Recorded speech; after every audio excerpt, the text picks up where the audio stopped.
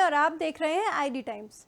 पाकिस्तान के सामने अब आर्थिक और राजनीतिक संकट के साथ क्षेत्रीय असंतोष की चुनौती भी बढ़ गई है। बलूचिस्तान में संसाधनों और अधिकारों को लंबे समय से नाराजगी, जबकि बीएलए जैसे संगठन हिंसक गतिविधियां करते हैं। खैबर में टीटीपी के आतंक और सैन्य अभियानों के आसार आम लोगों पर पड़ा है। सिंध में पानी और संसाधनों को लेकर केंद्र से शिकायतें हैं।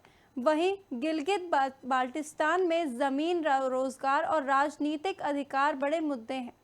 कुल मिलाकर पाकिस्तान के लिए चुनौती सिर्फ आर्थिक सुधार नहीं, बल्कि सभी क्षेत्रों में बराबरी और भरोसा कायम करना भी है।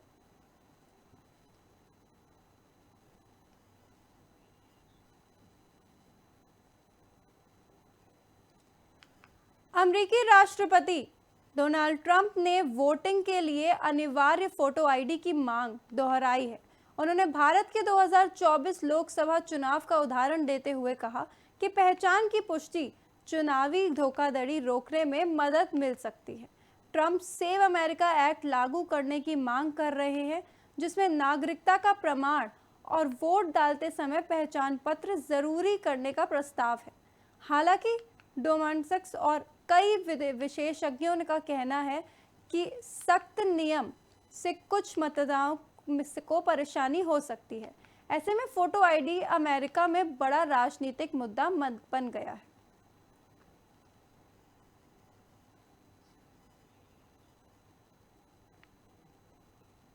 गाजा में युद्ध खत्म करने की कोशिश तेज है, लेकिन जमीन पर हालात अब भी बेहद तनावपूर्ण बने हुए हैं। एक तरफ अमेरिका युद्ध रोकने के लिए बातचीत आगे बढ़ा रहा है, तो दूसरी तरफ इजरायल की सरकार के कट्टरपंथी नेता और राष्ट्रीय सुरक्षा मंत्री इतामर बेन गिवर के बयान ने नया विवाद खड़ा कर दिया है। बेन गिवर ने एक पोस्ट ट्विटर में गाजा में हर रात बड़ी संख्या में लोगों को निशाना बनाने की बात की। उन्होंने गाजा में इजरायली बस्तियां बसाने और फिलिस्तीनियों को दूसरा देशों में जाने के लिए प्रोत्साहित करने की मांग दोहराई है। उनके बयान के अंतर्राष्ट्रीय स्तर पर आलोचना हो रही है। हालांकि यह समझना जरूरी है कि बेन गिवर इजरायल सेना के साथी कमांडर नहीं, लेकिन सरकार में उनकी राजनीतिक भूमिका काफ़ी प्रभावशाली है। यह बयान ऐसे समय पर आया है जब अमेरिका गाजा में युद्ध खत्म करने की कोशिश कर रहा है। अमेरिका राष्ट्रपति डोनाल्ड ट्रंप के विशेष दूत जेरेड कुशनर ने मिस्र में हमास के प्रतिनिधियों से बातचीत की और बाद में इजरायल प्रधानमंत्री बेंजामिन नेतन्याहू से भी मुलाकात की।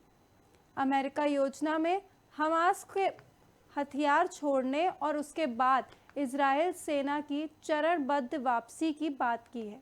लेकिन सबसे बड़ा विवाद यही है, इजरायल चाहता है कि हमास पहले पूरी तरह निरस्त्र हो, जबकि अमेरिका चरणबद्ध तरीके से समझौता आगे बढ़ाने की कोशिश कर रहा है। हमास ने योजना के कुछ हिस्सों पर सहमति जताई है, लेकिन हथियार छोड़ने और इजरायल सेना की वापसी को लेकर मतभेद अभी बने हुए हैं।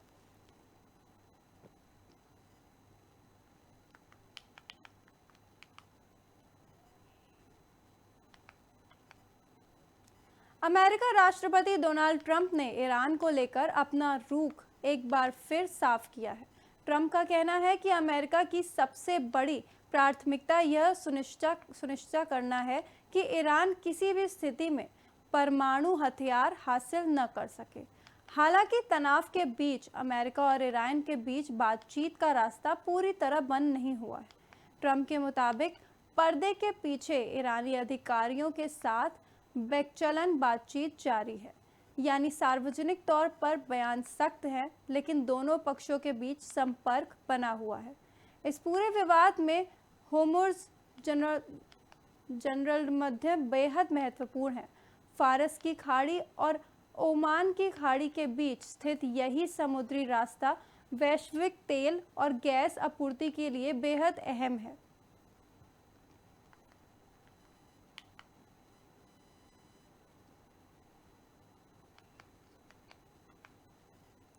अमेरिका और ईरान के बीच तनाव कम करने की कोशिशों के दौरान एक गुप्त बैकचलन की जानकारी सामने आई है। इसका मकसद ईरान की सरकार के साथ ही उसके शक्तिशाली सैन्य संगठन IRGC तक सीधी पहुंच बनाना है।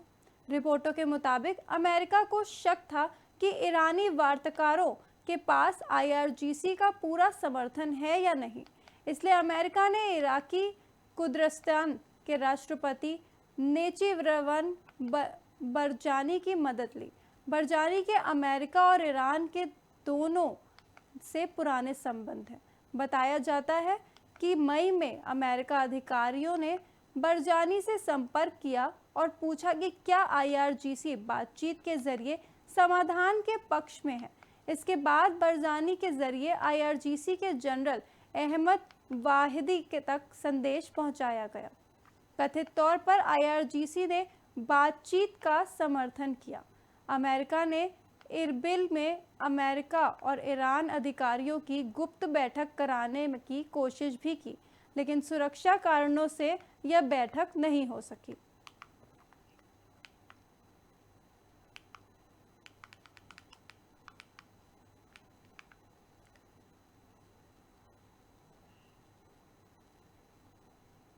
अमेरिकी राष्ट्रपति डोनाल्ड ट्रंप ने दक्षिणी कोरिया के साथ होने वाले बड़े सैन्य अभ्यास में अमेरिका की भागीदारी कम करने का आदेश दिया है।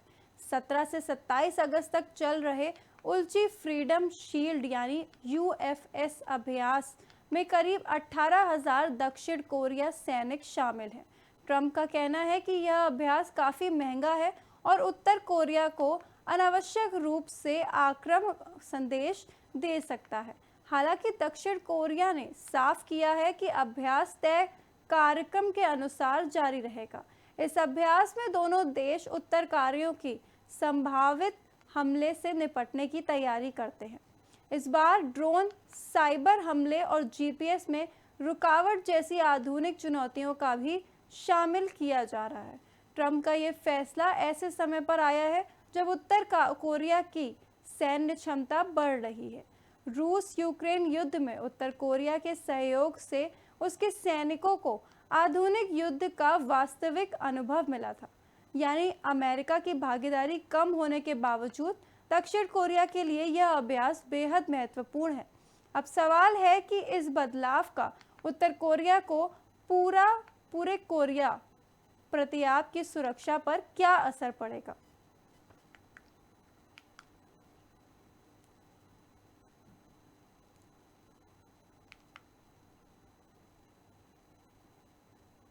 ऐसी ही और बड़ी जानकारियों के लिए जुड़े रहे हमारे साथ ID टाइम्स पर।